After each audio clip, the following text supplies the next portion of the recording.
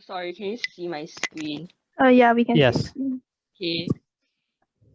Hi, we are Difficult Sheep, and this is our project Rampify. And we are Cheryl, Erin, Wunti, Charlene, and Shanice. And we are from Nanyang Girls High School.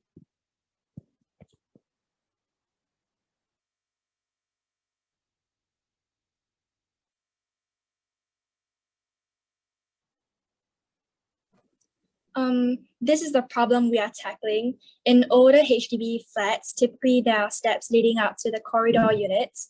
For wheelchair users, this impedes their ability to get in and out of the unit independently, which reduces the opportunities for the wheelchair user to be integrated with society.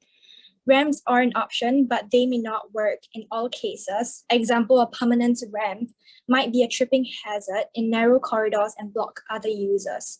Cost is another issue, as motorized options typically cost much more. Another area to work around are the various policy issues imposed by HDB, SCDF, BCA, and town councils. Hence, we are trying to find a solution to the problem along with our community partner, SG Enable. And now we are going to give a brief introduction on our community partner, SG Enable. So what is SG Enable? It is an agency dedicated to enabling people with disabilities. The key functions of SG Enable include enhancing information and referral services for child and adult disability schemes, administrating grants and support to persons with disabilities and their caregivers, improving transition management across different life stages, enhancing employability and employment options for persons with disabilities, and rallying stakeholders' support in enabling people with disabilities. SG Enable has a mission to empower persons with disability and their caregivers via timely access to information and referral services, grants, and support, enhance employment and employability options for persons with disabilities, engage the family, community, stakeholders, and public in enabling persons with disabilities as integral members of society.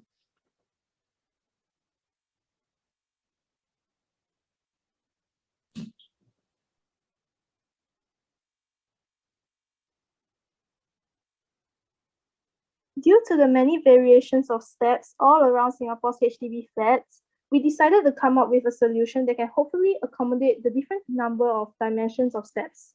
To do this, we came up with one that can be easily adapted according to the doorstep of the user. However, for our prototype, we'll be using 2 steps as the example. So this is how our prototype is going to look like.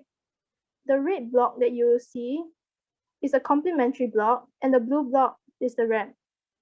The unpainted one is the stairs. The prototype was scaled down by 3 of the actual prototype, having taken reference pictures and measurements of stairs from existing HDBs to help with our prototyping process.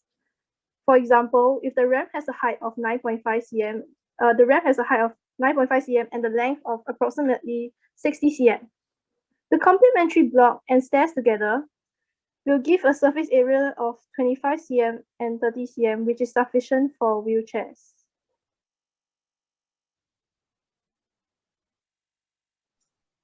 Looking at the components of our solution, we have the complementary block, which is secured onto the steps to level the steps and form a platform, which is extra surface area for the user to maneuver their wheelchair to turn to the side. As for the ramp, after the user is facing the side outside the door, they can actually use it to move down the steps. So it is also placed by the side of the steps to avoid blocking the HDB walkway. And these structures are sturdy and yet can be easily assembled to form a ramp up the steps of HDB flats.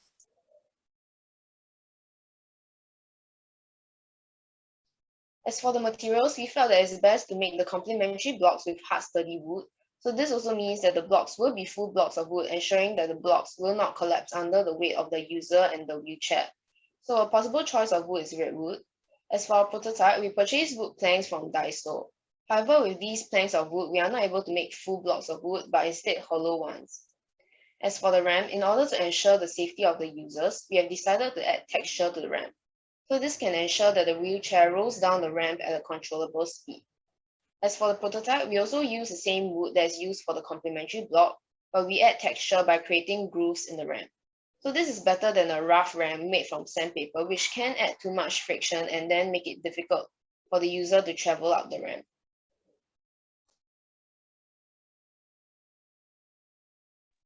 We also incorporated some details of our ramp or like in the design, such as like the side guard, which prevents the user from accidentally going over the edge of the complementary block as well as the ramp. There are also like specific markings on the ramp which they are created to for friction to decelerate the wheelchair and prevent it from rolling down too fast. We originally thought of like using sandpaper, but we thought that it might also create difficulties for the wheelchair when going up the ramp. So we decided to use markings instead. We also have a low angle of inclination for our ramp to allow the user to roll themselves up and down the ramp independently and safely. We did some research and I think that the ideally low angle should be 10 to 15 degrees around there, and the degree of our prototype is approximately 13 degrees. It benefits the end user by allowing the wheelchair users to enter and exit the HDB independently. This means that less wheelchair users would feel frustrated and feel to be less independent when going out of the house, allowing them to feel more confident in themselves. This will also reduce the need for caregivers to assist, and the heavy weight of wheelchairs will no longer deter them in heading out. The ramp also is designed in such a way so that it prevents so that it will not be a tripping hazard or will not block walkways. As you can see that the ramp was placed at the side of the stairs so that it won't occupy the whole length of the walkway. We also use wood so that it will possibly be more affordable if we're going to implement the real thing. If we had more time to do this project, we will have also planned to make the ramp and complementary block removable, allowing them to be more easily kept and stored when not needed, but we did not really have enough time, so we just stuck them onto the stairs. Yeah, now it's for our Q&A. We're kind of done with the presentation. Thank you, Difficulty. I think that was a really nice presentation. And I really liked how you guys designed this prototype in a really frugal way and included user frustration and how ultimately it will be used, which is a really important part of product design. So one of my questions to you guys over here is, while going through this whole process for the past 2.5 months, 3 months, what was the most challenging aspect for you guys? Sorry, before I continue, can you help me let Charlene in, like one of our group mates? Yeah, sure. As a panelist. Give us a second there.